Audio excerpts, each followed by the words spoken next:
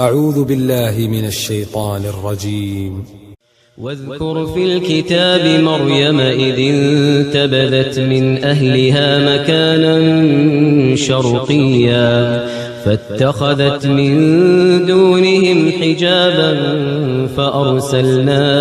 إليها روحنا فتمثل لها بشرا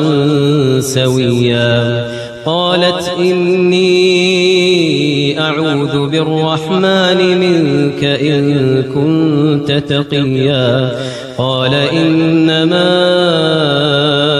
أنا رسول ربك لأهب لك غلاما زكيا قالت أنى يكون لي غلام ولم يمسسني بشر ولم أك بغيا قال كذلك قال ربك هو علي هين ولنجعله آية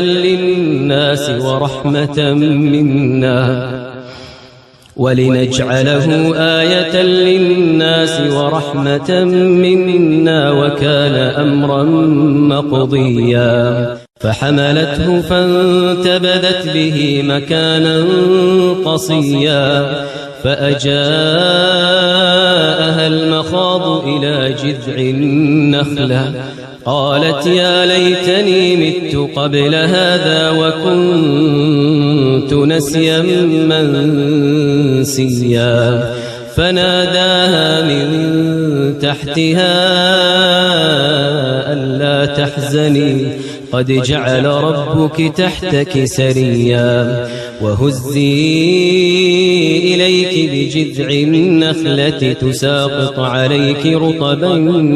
جنيا فكلي واشربي وقري عينا فإما ترين من البشر أحدا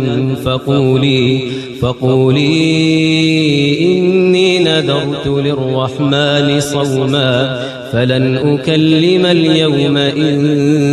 إنسيا فأتت به قومها تحمله قالوا يا مريم لقد جئت شيئا فريا يا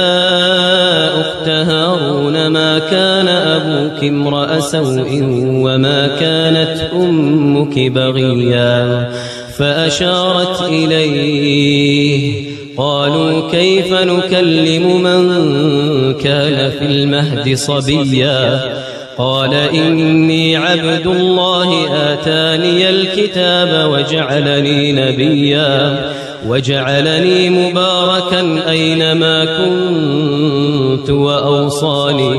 وأوصاني بالصلاة والزكاة ما دمت حيا وبرا بوالدتي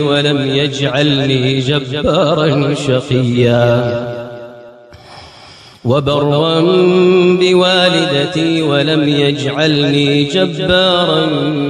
شقيا والسلام علي يوم ولدت ويوم أموت ويوم أبعث حيا ذلك عيسى بن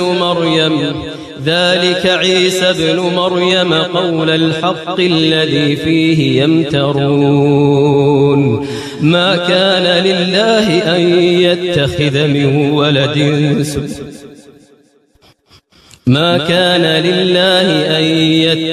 من ولد سبحانه إذا قضى أمرا فإنما يقول له كن فيكون وإن الله ربي وربكم فاعبدوه هذا صراط مستقيم.